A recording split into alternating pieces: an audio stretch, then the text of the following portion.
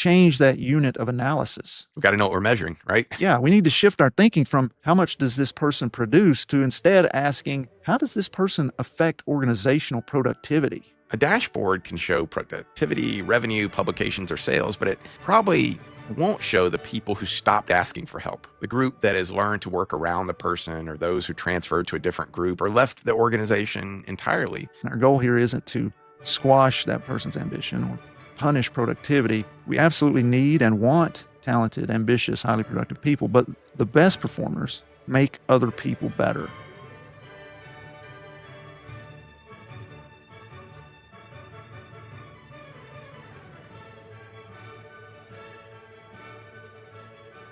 Welcome to Science of Leadership, where we explore leadership both practically and scientifically. What makes great leadership? Why these things matter and how we can do them well. Those are the questions we wrestle with through thoughtful discussions and real-world stories.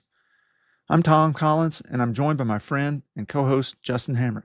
Justin, today we're beginning a 5-part series on one of the most difficult people a leader may have to manage, and that is the highly productive, selfish person. This is that person who generates impressive results, but repeatedly places personal success above the success of anyone else. Their accomplishments are easy to see. They create a lot of things that are positive for them, but there are costs that come with it, and those costs are harder to identify. Over the course of this series, we're going to examine how leaders should think about these individuals, why organizations tolerate them, whether they can change, and what leaders should do when they cannot or will not change. So today we begin with a foundational question. Is this person truly productive, or are they merely producing a lot? So Justin, thinking about this topic as we were, coming into it, I was trying to think of a great example, and a story that really came to mind was Terrell Owens. And I know you're familiar with him. He was one of the greatest wide receivers in the history of professional football. He was big, he was fast, exceptionally strong, remarkably well-conditioned, and he finished his career near the very top of the NFL's all-time rankings in receiving yards and in receiving touchdowns. He could dominate a game. He was eventually inducted into the Pro Football Hall of Fame. There was never much doubt at all about his talent. There was also rarely much doubt that T.O. wanted the football. He wanted to be central to the offense. He wanted recognition for what he accomplished. He publicly expressed dissatisfaction when he believed quarterbacks were not throwing him the ball enough, and his relationships with teammates, coaches, organizations, even fans repeatedly became strained. One of the most consequential examples came during his time with the Philadelphia Eagles. T.O. joined a team that had already been highly successful, but just couldn't seem to get there with regard to the Super Bowl. In his first season with the Eagles, he was spectacular. They made it to the Super Bowl, and T.O. returned from a significant leg injury to play exceptionally well in the game. The following season, however, there was this swirling conflict between him and Donovan McNabb, who was the quarterback, concerns over T.O.'s contract, the organization, and all of this tumult was becoming increasingly public, and the situation deteriorated to the point that the Eagles suspended him and eventually released him. And what makes this story so instructive for us as we're talking about this is that Terrell Owens didn't suddenly lose his ability to play football. He was still extremely talented, and he could still produce on the field. He continued to put up substantial numbers for other teams, but organizations repeatedly had to ask whether the value of what he produced outweighed everything that came with it. So that's the story that I wanted to kind of lead with as we get into this conversation. There's so many, even as you're talking about this, there's so many examples of that. And professional football is one of those that's always sort of out there in the front, in the forefront. Either that or basketball is like, they have a prima donna. That's usually how they're referred to. Where they're like, can we take the hit to our locker room? We know what they can do on the field. Is the squeeze worth the juice? Like how much? And what you talked about, that sort of back and forth, I'm glad that we're going to get into, of like, how much is too much? What are you willing to sacrifice in culture, in other members of the team to say, well, that person is worth it. They produce enough that is towards our goal, whether it's winning a game or whatever, that they're worth it. And that really clear tension is sort of what we're talking about today. In the NFL, the individual statistics are there, right? Like the stuff you mentioned, we can count receptions, yards, touchdowns. We can point to the game where a player obviously helped us win, and those contributions are visible and difficult to dispute. But football is also one of the more interdependent forms of work imaginable. I mean, a wide receiver can't throw the ball to himself. He depends on the quarterback, the offensive line, the coaches, the other receivers, and everyone else to play their roles so that the offense can work. So even with a uniquely talented player, the leader still has to ask whether the individual helping the entire system function or whether the whole system is being forced to revolve around that person. That leads us to the question that we really want to explore today. What should a leader do with someone who produces exceptional individual results, but makes the team around them miserable, less effective, so forth? I mean, ultimately, that's really the question that people are trying to get at, right? Well, let's begin how we always begin. Let's define a little more what we're talking about. We're not talking about every ambitious person, every person that's just trying to do better. Ambition is not selfishness. Competitiveness is not necessarily selfishness. Wanting to excel, achieve, advance, receive appropriate recognition, that's not inherently wrong. Organizations need people who care about results, right? I mean, they care about the goal. They need people who set high standards and work hard to try to achieve those things. That's not what we're talking about. So, Tom, what are we talking about? Where's the flip side of that? When does that go wrong?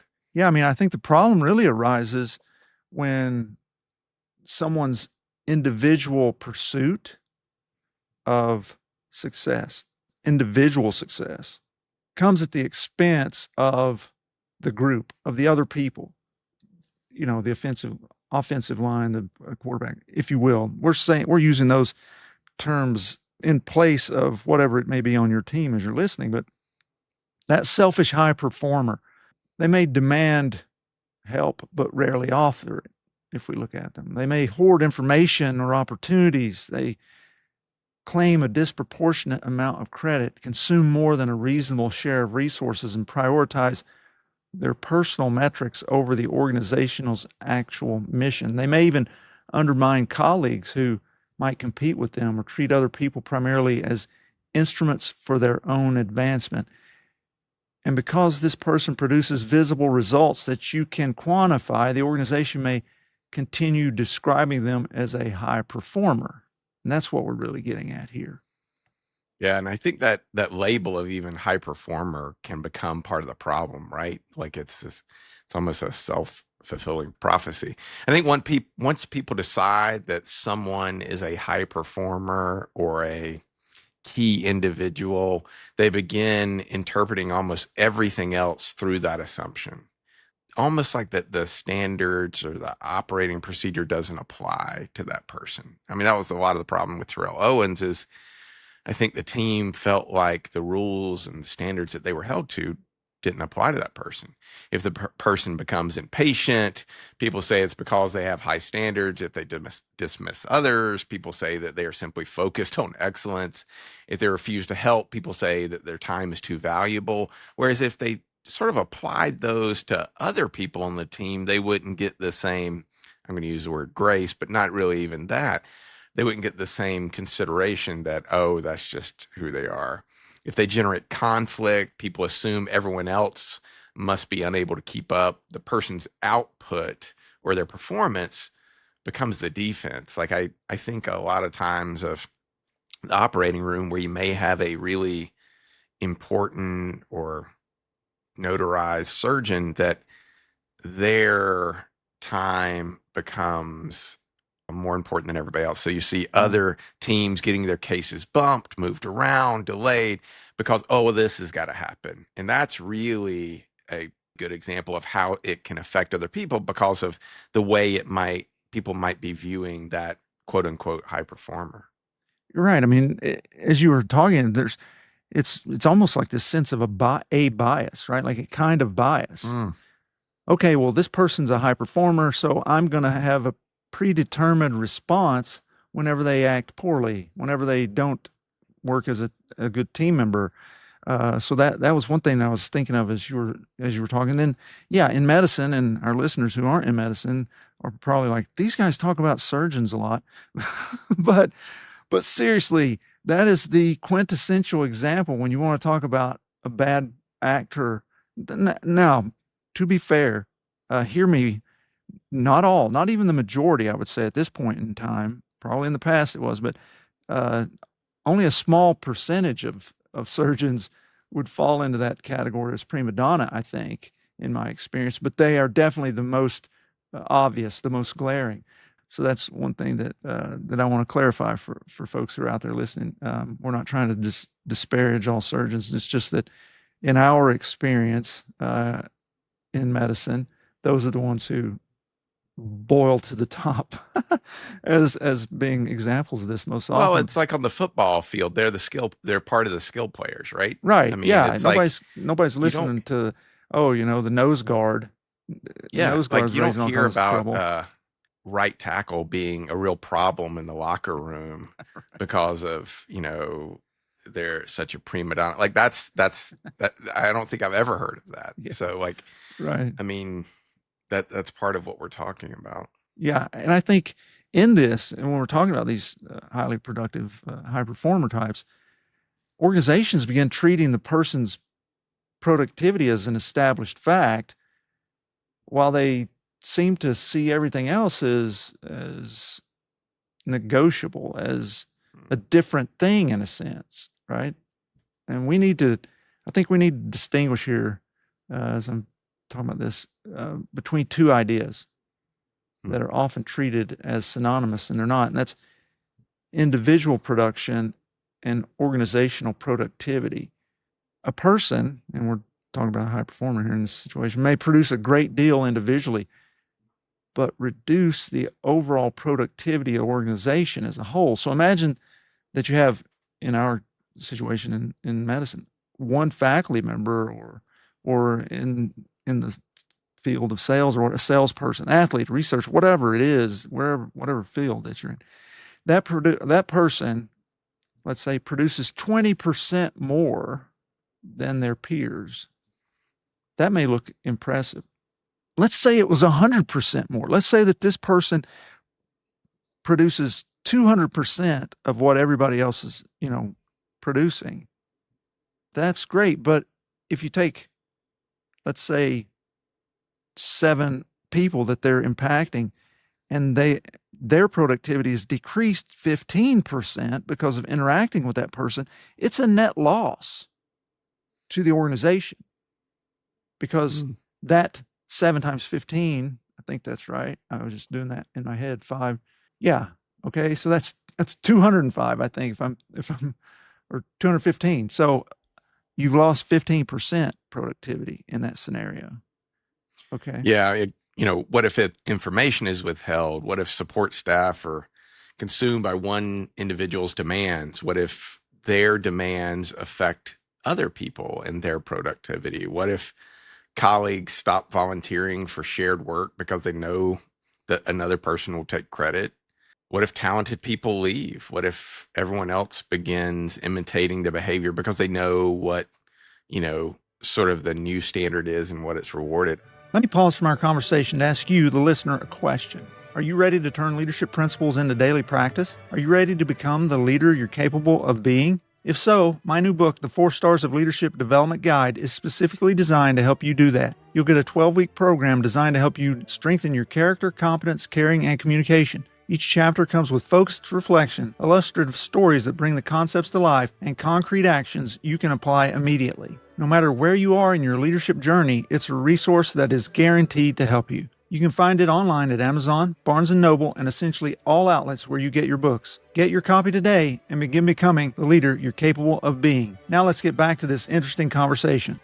I'm struck again by sort of a sports analogy. Like, In basketball, you can have an amazing shooter give you 50 points a game, but refuses to play defense, just never plays defense. And the team's always losing. I mean, there's so many examples of that. Baseball, guy hits the most home runs a year, but the team keeps losing. And why? Well, he refuses to go for the single and get the runner over. He's not going to bunt to get somebody across. And so the team's goal of winning is not happening because of, but you look at his stats and you're like, oh my gosh, that's Hall of Fame stats, right? Like they hit more home runs than everybody, more, best slugging percentage. And you're like, well, what's the team's record? Oh, they finished last in their division. Right. So there's obviously examples out there. And I think when we're talking about leadership, and you started this from the very first podcast almost 2 years ago, the goal is the team. The goal is the success of the team.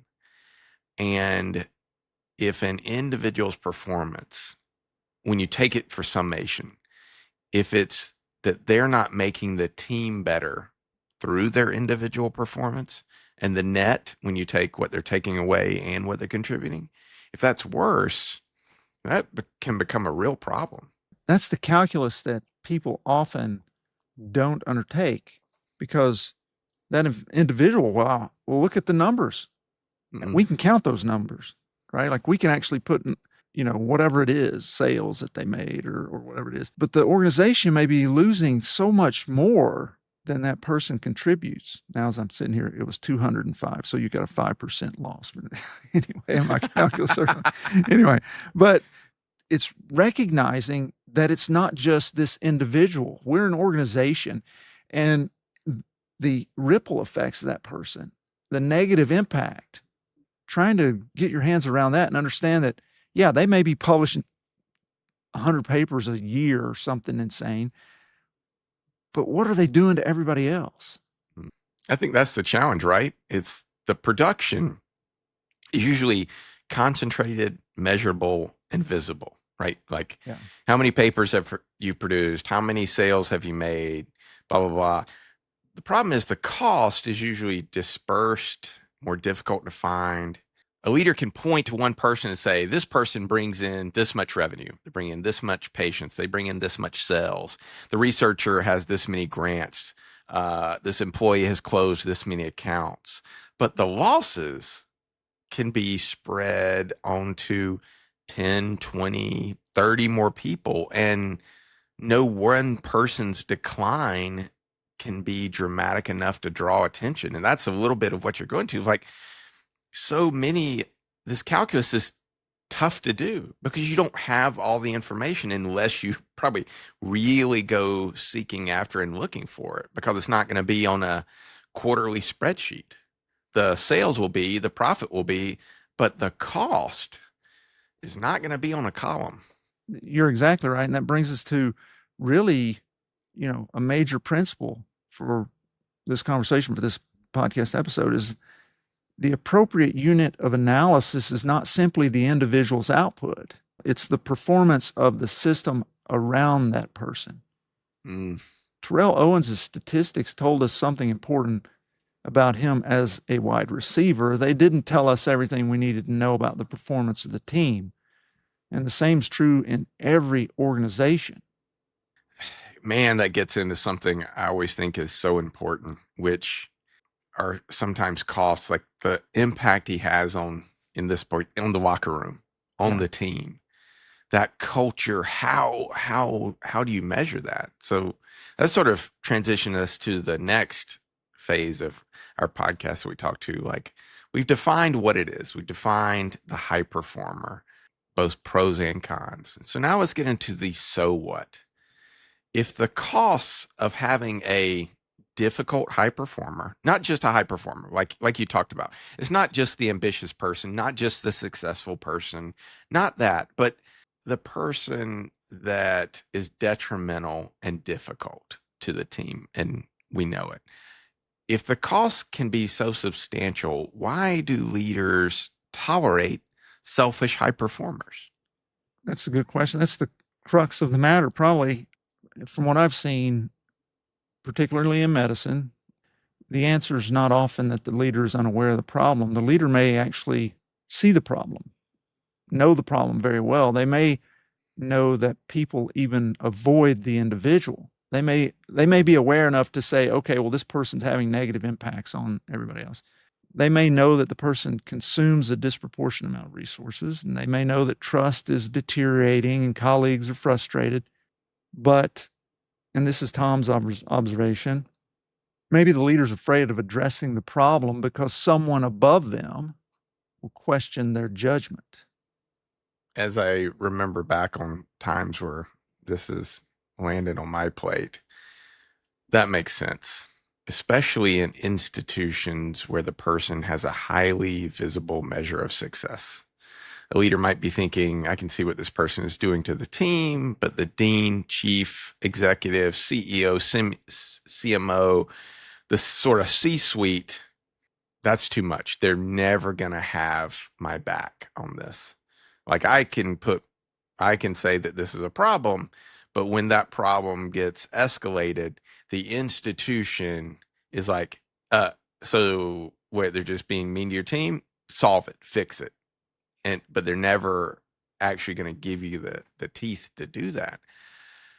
The local leader experiences the damage directly. They're the ones sort of in the foxhole seeing this. Senior leaders may experience the person primarily through dashboards, rankings, awards, financial reports, those type of things. So, I mean, that to me is where the problem comes in, is the person that sort of local leader that's having to deal with those problems. They're sort of getting the brunt of those issues. Yeah, I mean, that's the center of the discussion and problem. The person's leader may feel restricted in what they can do, right? Because the people above them are saying, hey, this guy's bringing this much revenue, and that's for surgeons that are bad behaviorally bad. That's often the issue. They are bringing in millions because they do certain surgeries so well, and people are coming from all around and all that. And so the people in the C-suite are worried about the bottom line. And they think, well, this guy's bringing in 10 million or whatever, we can allow him to treat people poorly. Or, hey, this person got this many grants. Doesn't that make us look good? But in truth, I see it as a larger organizational issue, when we're talking about this, that this is really about psychological safety for that frontline leader. It's about trust. I think that leader feels like, they're in this position, they don't feel safe in a real sense to be able to make that decision that needs to be made. Hey, this person is really bad for the organization. We need to act. So they can't make that decision because of all these accolades or whatever it is that are gaining notoriety or so forth. In the back of their mind, they can hear those voices of those people above them. Why are you confronting one of our most productive people? What happens if they leave? How will you replace the revenue? What happens to the research program? Hey, are you allowing a personality conflict to interfere with performance? Can you prove that this person is harming the organization? That's the other thing. Prove it to us. People leaving right and left, burnout is high, nobody's engaged in their work that's surrounding this person. Prove it to us, right? Yeah. And those aren't trivial questions. Like that person's contribution, especially if they're really good, like you were saying, like a receiver, like those sort of top tier receivers don't grow on trees. Yeah. So you may not have a legitimate replacement. That person's contribution may be real, and losing it may create genuine short-term difficulty, losing seasons, fired coaches. And it seems to me the leader is unlikely to have an easy to demonstrate the cost that selfish performer is creating. In sports, it seems like many times it takes an implosion. Like it has to come to a head where, like you were saying with Terrell Owens, it sort of falls apart. Like it genuinely, it seems like most examples of that are something has to lead to an explosion, like Yeah. something that is not only easily measured, but so catastrophic that it can't be ignored. But then when you look back, all these things in the past were happening and usually got ignored. Yeah. I mean, I think that's the hard thing is, unless it explodes like you're describing, how do you measure it? How do you quantify that colleague stops who stops bringing forward ideas? How do you measure the person who quietly quits in a real sense? You know, they're still Mm, there, but they're not given any more than they absolutely have to. Or how do you calculate the effect of people becoming guarded or transactional, not cooperating? It's hard to assign a number to things like that, you know, because th- what metric do you use? How do you put that in a spreadsheet? How mm. does that translate to dollars and cents? That's really hard to do. It's much easier just to say, hey, look, I can see that this person's generating that much revenue. And so you need to suck it up. And as you said, figure it out, fix it. That's your job, fix it. Yeah. Personality issues like this, you don't just fix.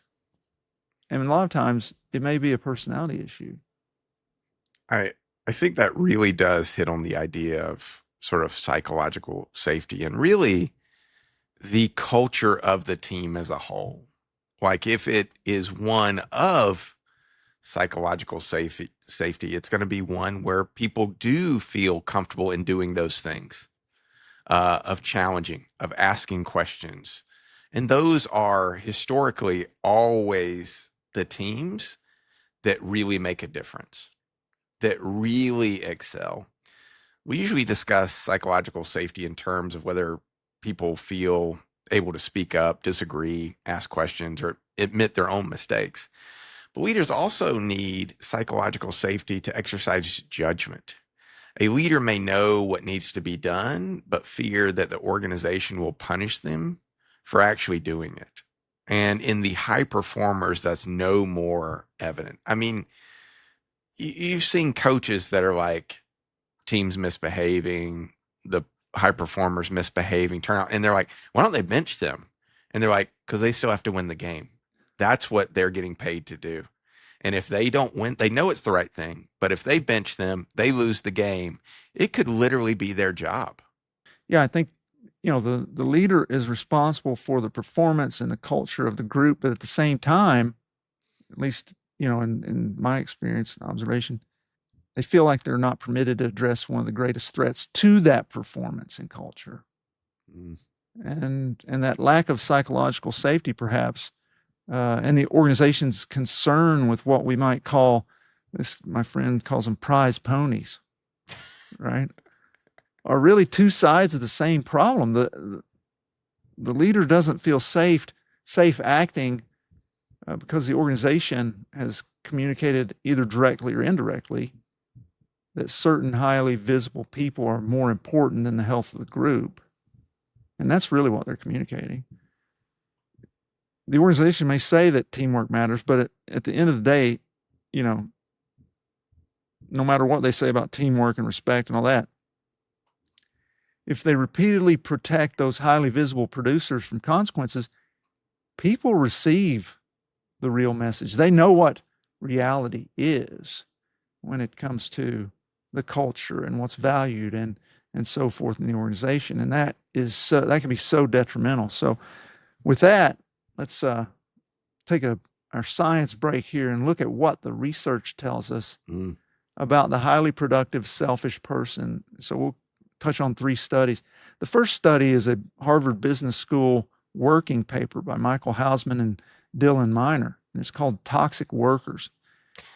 They analyzed employment data from more than 50,000 workers across 11 firms. Some of the workers who were eventually terminated for misconduct were found to complete their work faster than their peers.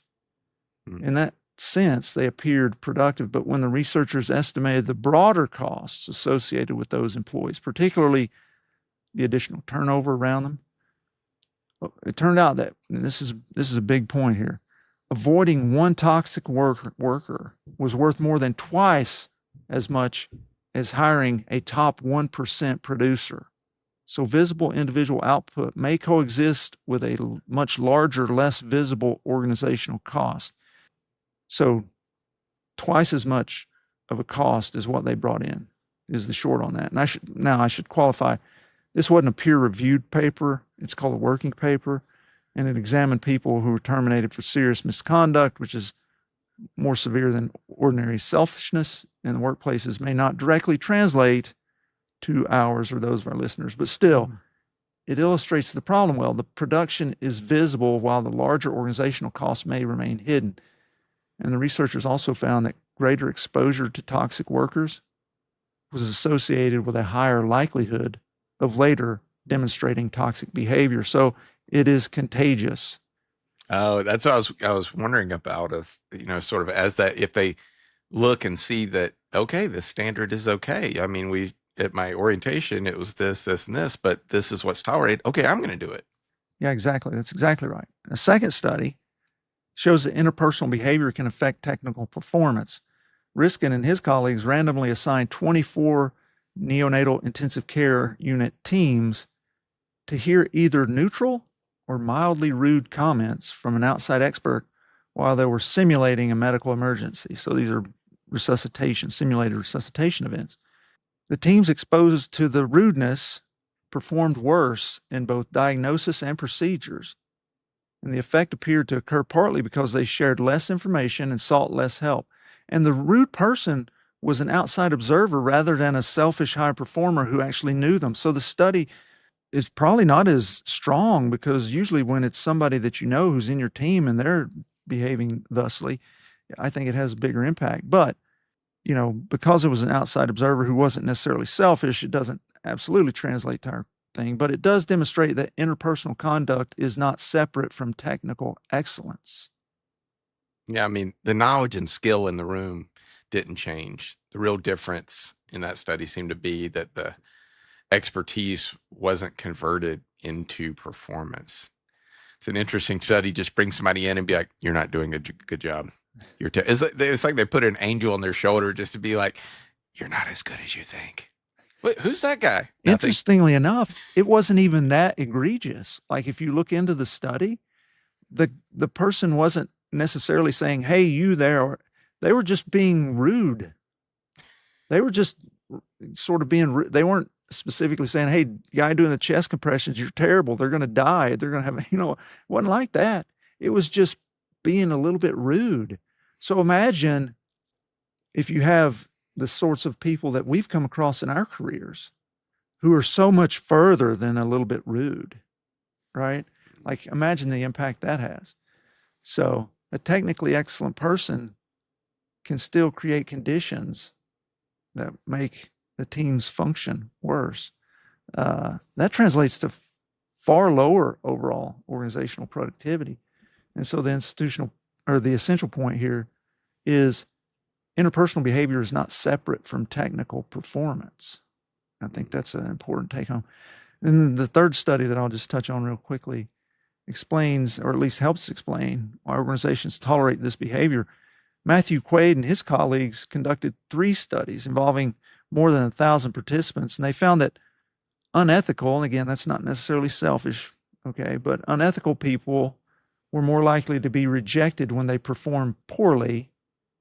When those employees were high performers, people were more willing to tolerate it. So that's a pretty interesting finding.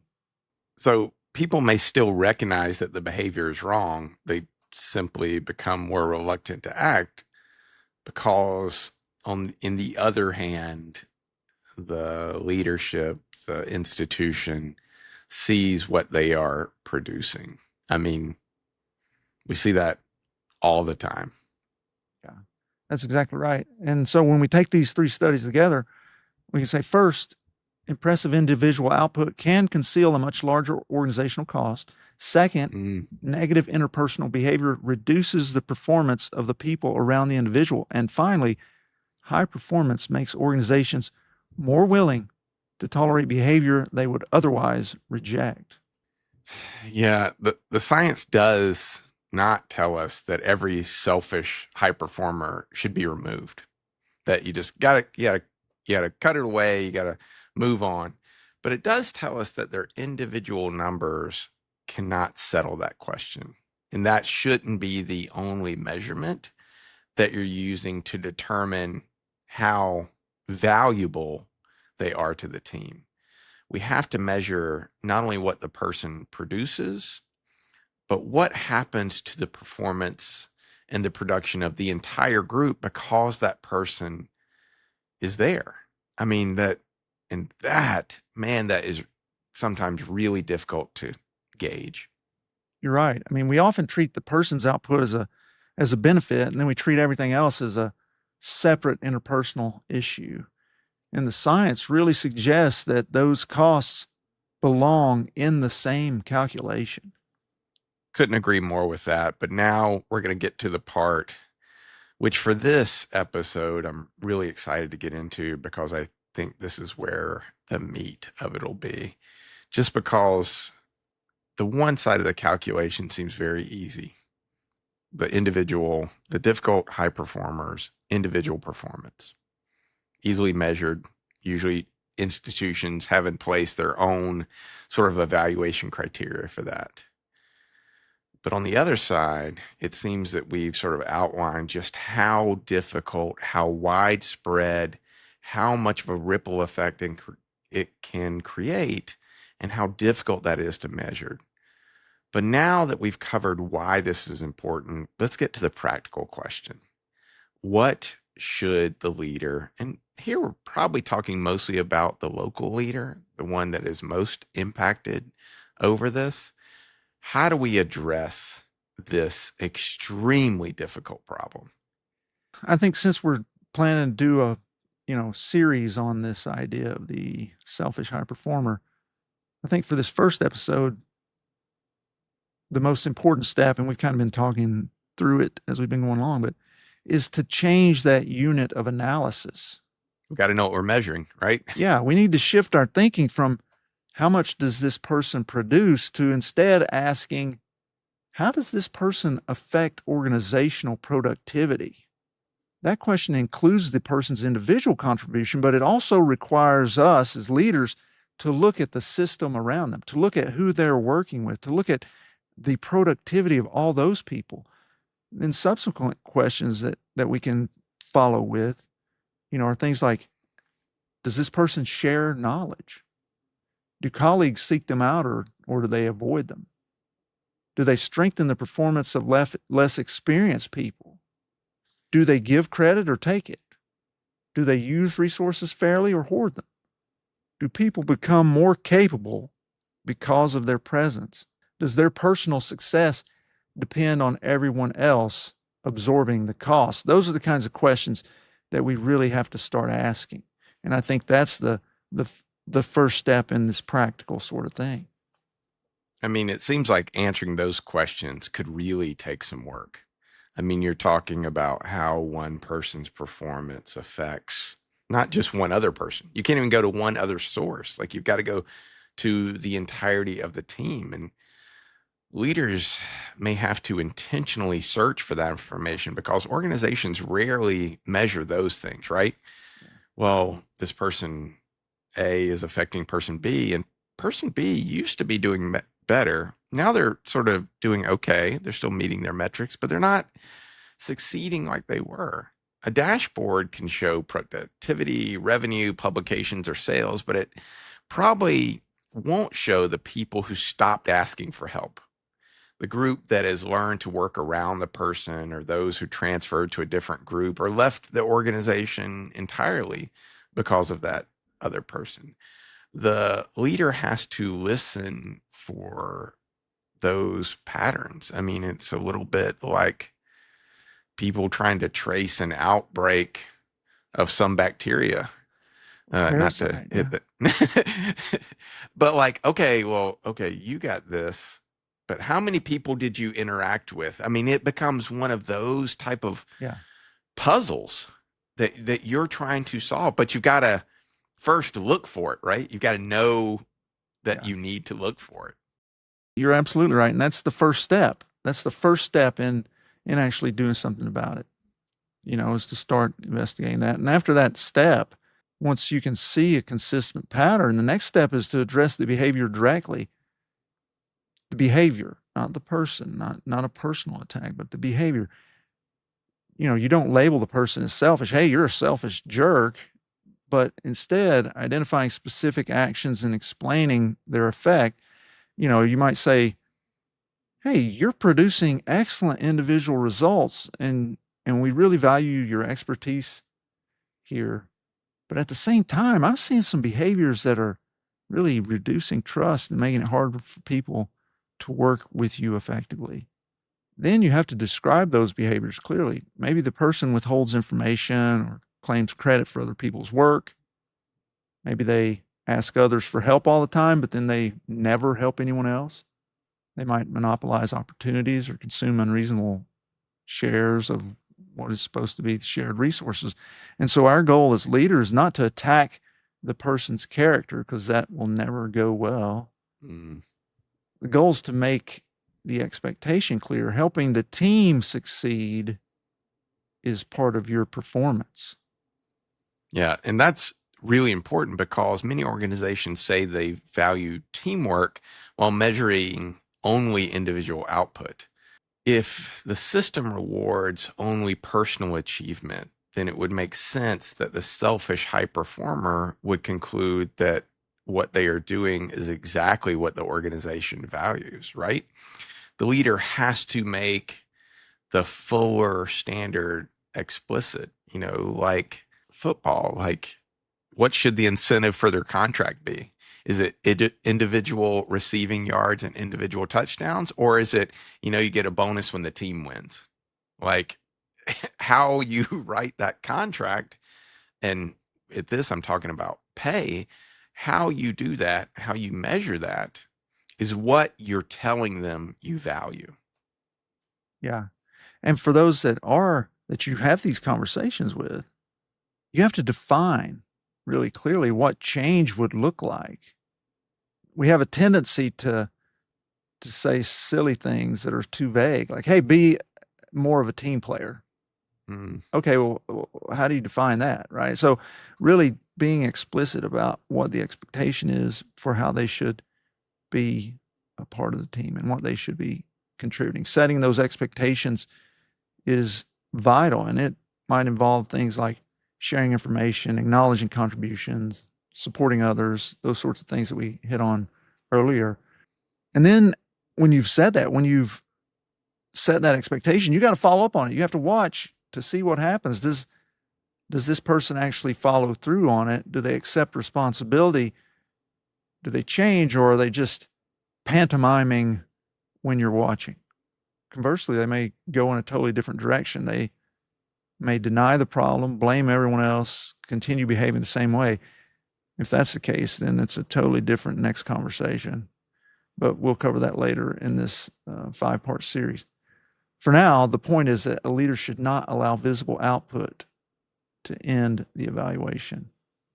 The next step would be if the behavior does not change. If you've clearly sort of spelled it out, the leader eventually has to act or has to be given the power to act. Otherwise, the organization is not really setting an expectation.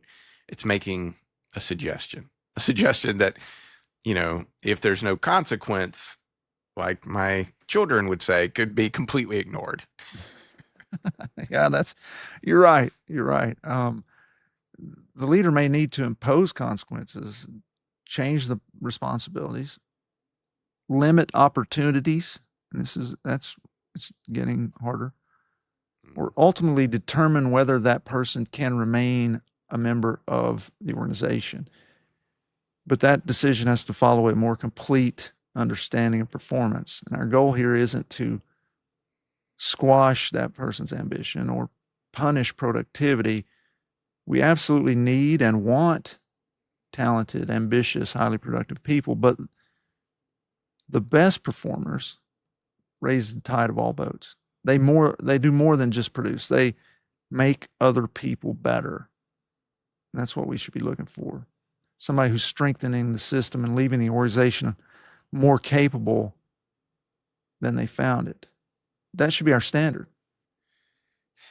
Yeah, you think about those high performers that are detrimental to organizations. You've mentioned one, Terrell Owens. And on the flip side, there's always those high performers. And the one that comes up is sort of Tom Brady. Like, he, for what I have read, seemed to always make those around him better. Yeah. It was interesting. They were doing a story. They're like, he knew the name of the people on the scout team. And he'd be like, hey, man, I saw how hard you were running on the scout team. I think that's really going to help the team prepare for the next team and blah, blah, blah. And then he would come back to him and be like, the way you helped us prepare for that really helped us win. And it's like you said, like the high performer is probably in the best position to have a positive and negative impact on the team. Yeah, they're visible because of how much they bring to it. I mean, that's when we talk about cost, we're just talking about, okay, what is the negative effect taking where they were to where it is now?